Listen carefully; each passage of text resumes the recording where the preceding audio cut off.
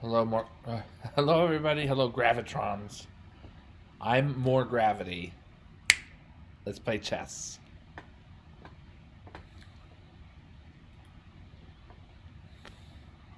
I'll play some game in 10-minute per game per side.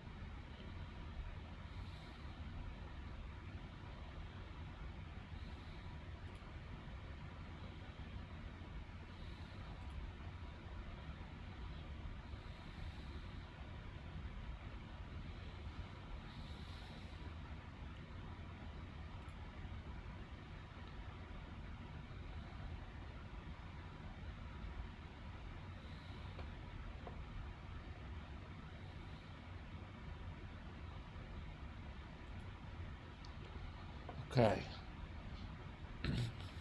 Uh, you might consider the resignation. I don't know. That's not. It's not my resignation to resign in that particular game.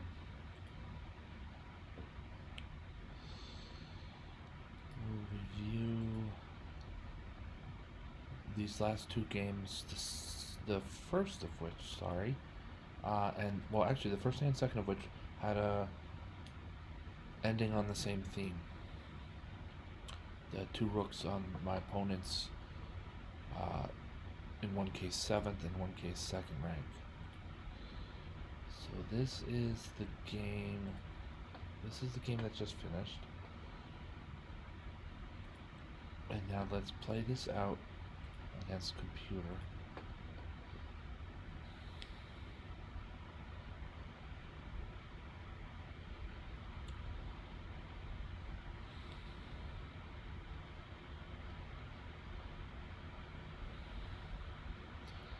Black can always force a draw here.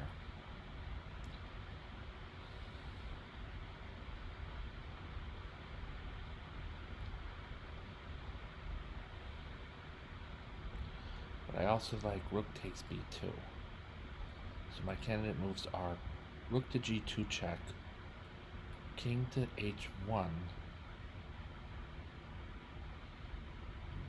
rook to h2 check, king to g1, rook at d to g2 check, king to f1.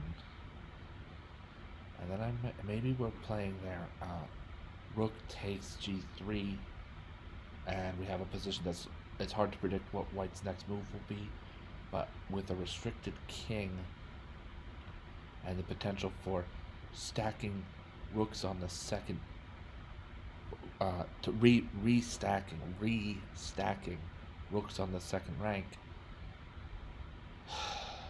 you know, black could really roll. Though rook to b2 is palatable because rook takes b2, then rook takes b2. We'll have won a pawn, and black will be ahead. Rather, black will be ahead 3 pawns. We get the exchange of rooks, which is good for black in this situation. White's knight is caught babysitting, unless he wants to give up unless my opponent wants to give up the pawn at a2.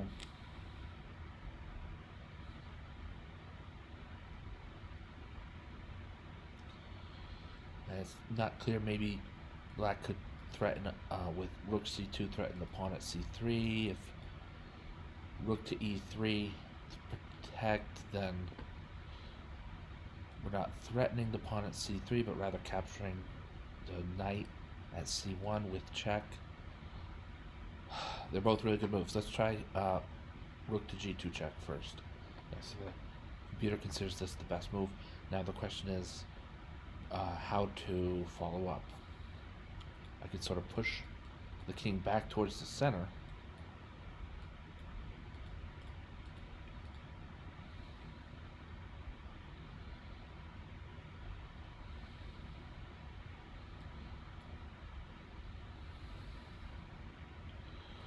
Or perhaps black might be doing well with simply rook takes g3, threatening another pawn. It's very flexible because I could go back to g2 and threaten by way of overpowering the pawn at b2.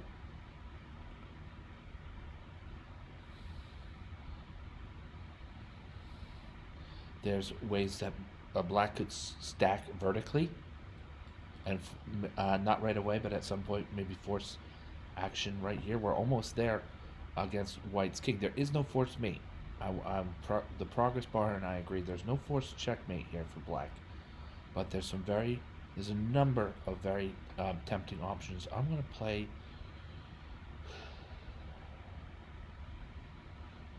rook to g3 first, rather than stacking the rooks first.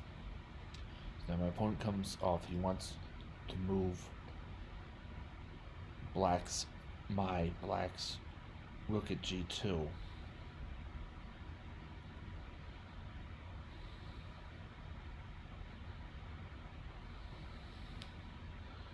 I believe black can just capture on h3 check and only be too concerned about the attack against my rook after the king has moved to g1.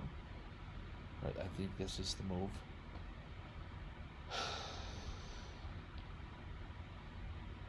Now it's tempting. You might want to horizontally to reconnect the rooks horizontally here with rook to d3. Well, I think black is going to do better to trade us one set of rooks by playing first rook to h2 and then almost regardless of how white responds, rook to h1 check.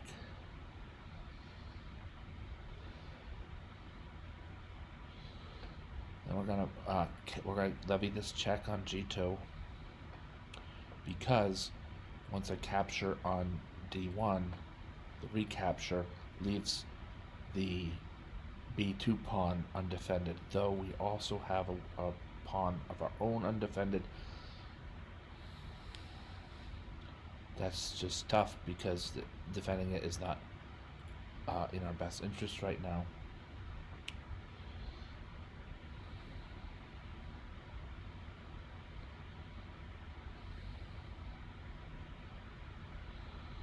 Black is still fine to pawn grab on a2.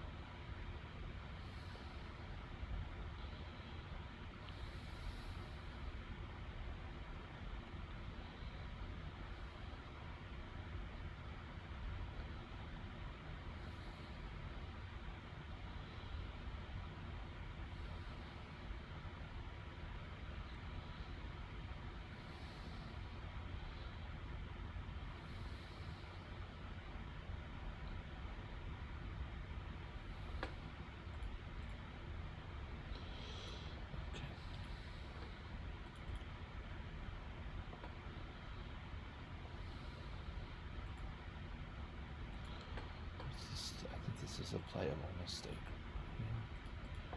Alright.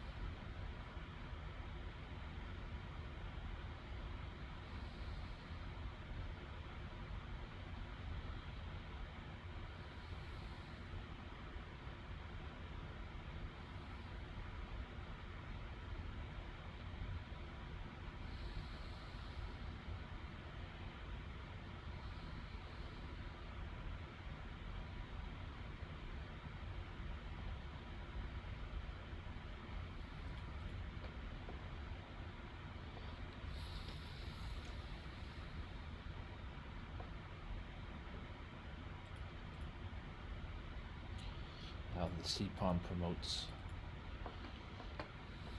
Hmm.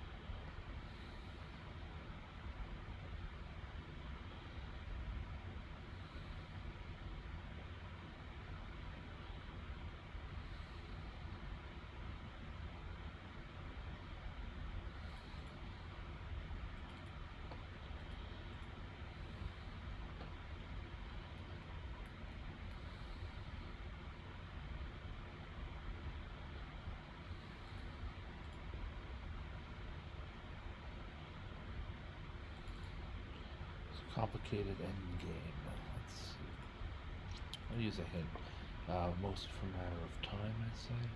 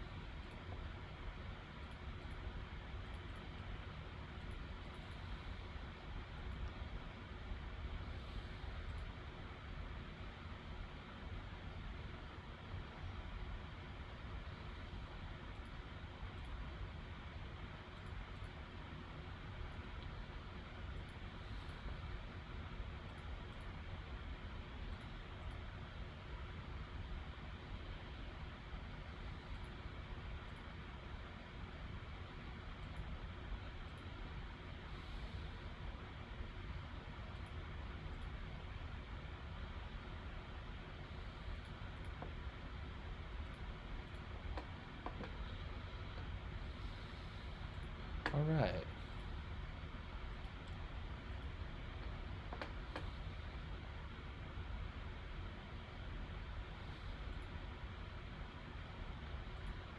This the game that I built this analysis from. This is the game that from which I built the analysis. This this is the game from which I built this analysis. We're going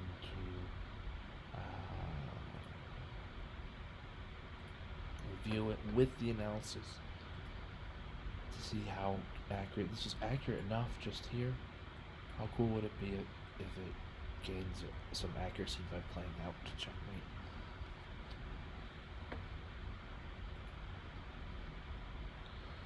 This game, okay, yeah, this is a draw. I worked a draw against an opponent who had found a superior position and more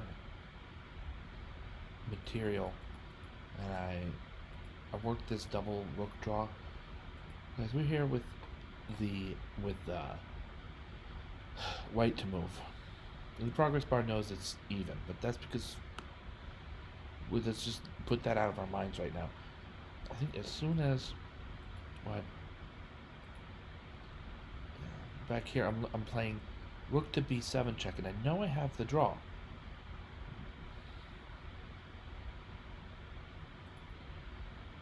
Not from the progress bar, from definitely not from the progress bar, but from I recapture some material that I was behind, and then play my rooks onto the 7th. This is a pattern you must know. Simply one rook holding the other rook, no matter where the other rook moves. Well, almost no matter where the other rook moves on the 7th rank. Be wary of the d7 square. You'll lose one of your rooks. So will your opponent, but you will no longer have a draw in hand. So you just, instead of that, the king cannot at any point occupy the d8 square along with the rook that's there, right?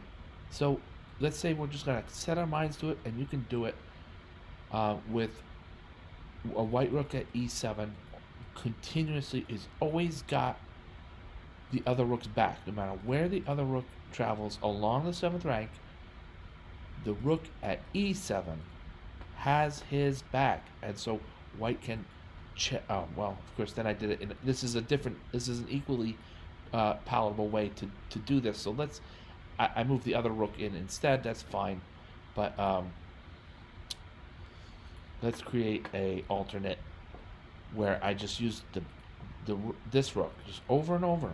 No matter where black goes, black chooses back and forth, a8 to b8, draw, tie game, no problem.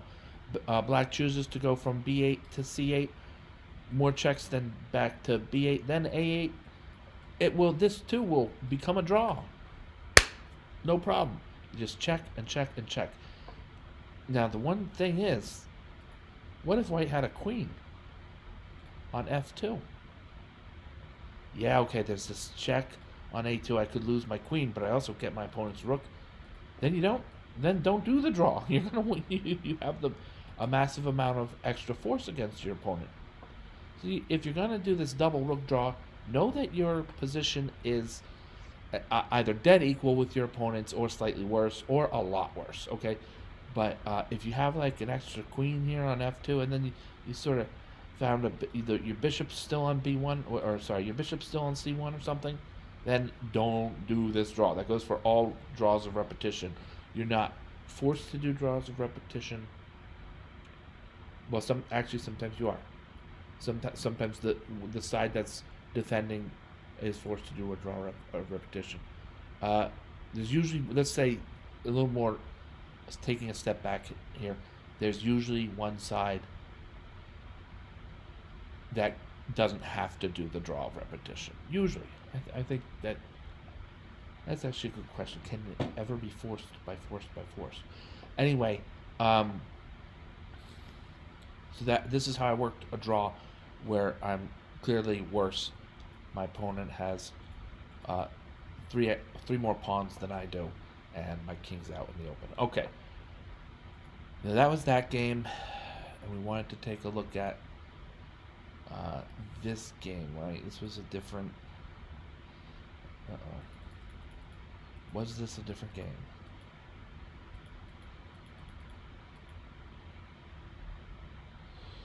We're gonna look at Black's 10th move.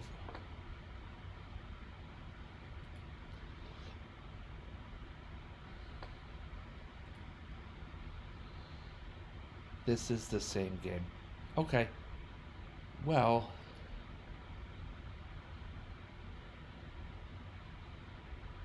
remember this is with white. I had the white pieces here. I had the black pieces here, so they have two different games. Ah. Who would have thought? Did they both feature Black's 10th move as H6? No, this one does not. This is the game where I had the white pieces that we just discussed. The draw. Here Black could go for the same thing, but white resigned because Black doesn't want this draw. Like I was saying, if you have the better game, don't want that draw.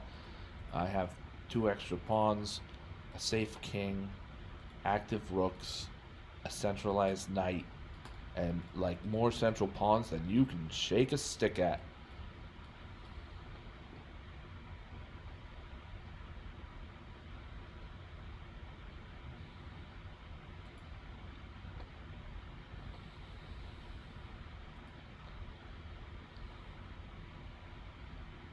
It's at move. Sorry, a little bit of trying to keep in touch. That's at move 23. Move 23. Right. Yeah, these are the same or off by a tempo or something.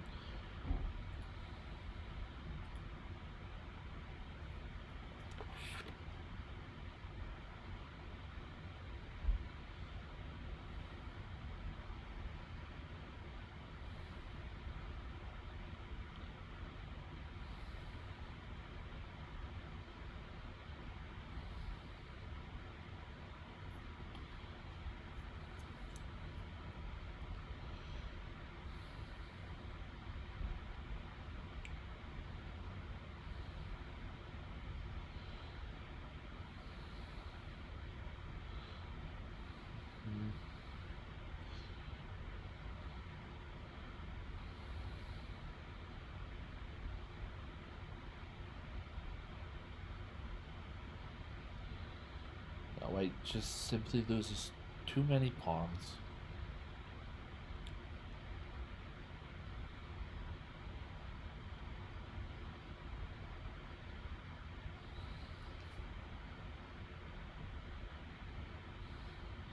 And then this endgame was rather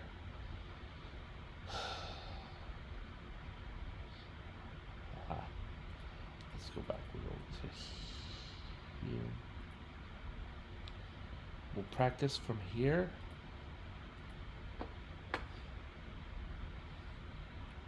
No, practice from here. Okay, so Black has a strong lead in many ways, and I pushed g5 with the idea of getting the pawn to g4 and have a very awesome protection as well as a dynamic running partner or track mate to my h-file pawn, and my g-file pawn would then be a great running mate.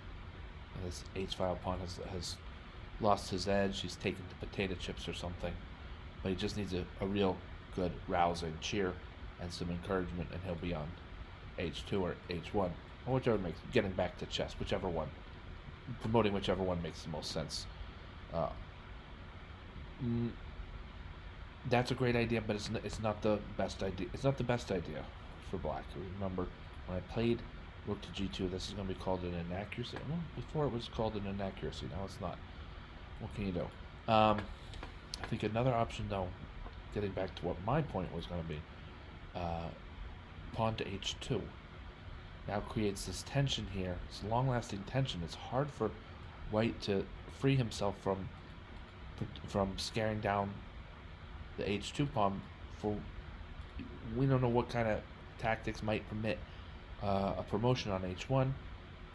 And black, for his part, is assigned to protecting h2. So these three pieces might stay where they are for a while.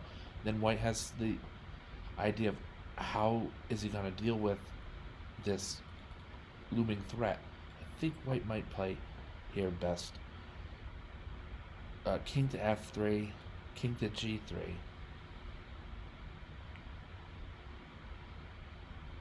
And then try to capture, and when I capture with my rook, recapture.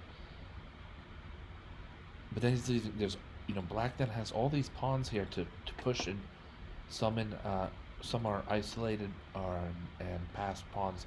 I don't know if that strategy is gonna work, man. But probably is there might not be a winning strategy here for white. He's down the equivalent of a full piece in the end game. So he's sheer there down. It is down a full piece in the end game. He, she, they, or it are down a full piece in the end game. H2 itself is considered an inaccuracy here, just sort of holding things together.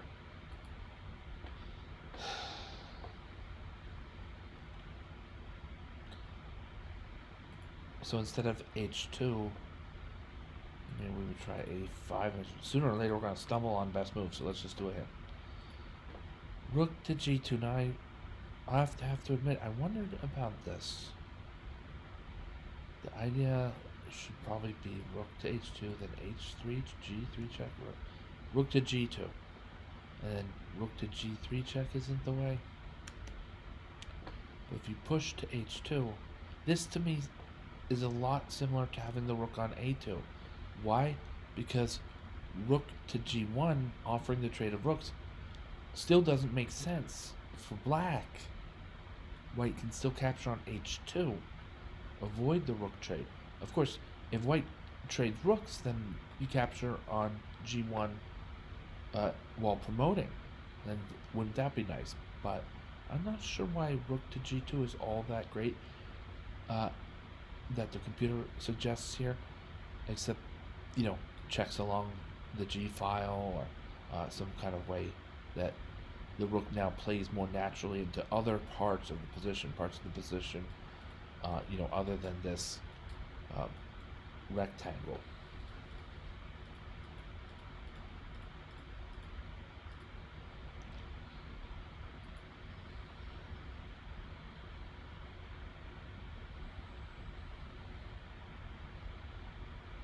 Okay. Let's see how the hint would hint me towards victory after this. This can go away now. It wants me to go from g2 now to b2. The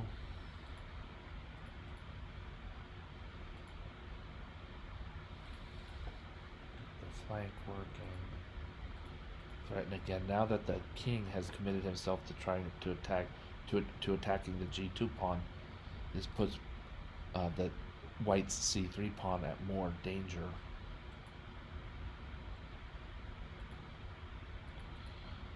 And it's an endgame. So that was fine. I also did well enough the way I played it originally, as we see here. And I think that's going to be all for today.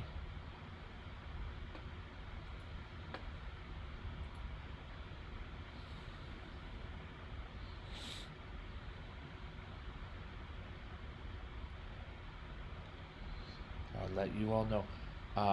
Yeah, if you watch my stream, you notice that I vape.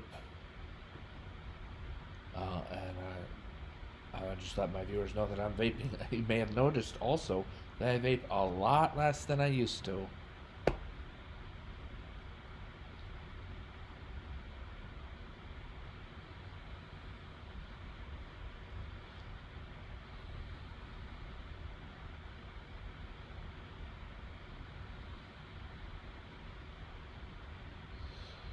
So we're watching the replay of this game and just sort of...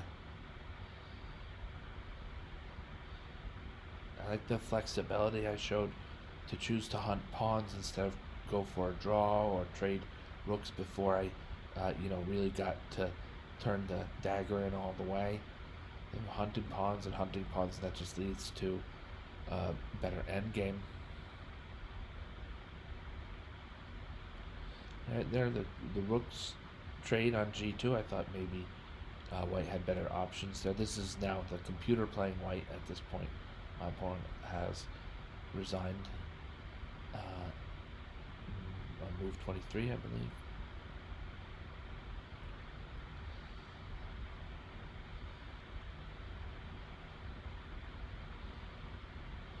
Just in the nick of time.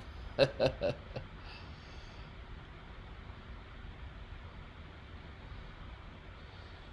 think when I solved this portion of the game, I used a fair number of hints, and maybe hints, but definitely take back. So this is not, this play you're watching. This play is not representative of my playing strength. It's better than how strongly I can play a game of chess. I did come up with a number of the moves myself, but the computer helped out a few times if I was stuck about where to place my knight to go find the c8 square in the nick of time, like right, just barely with enough time.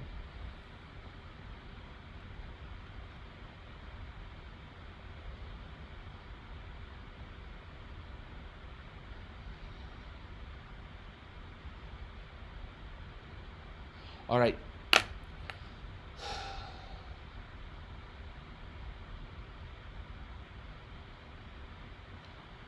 All right. Thank you so much for watching. Thank you, Gravitrons. I'm More Gravity. Have a great night.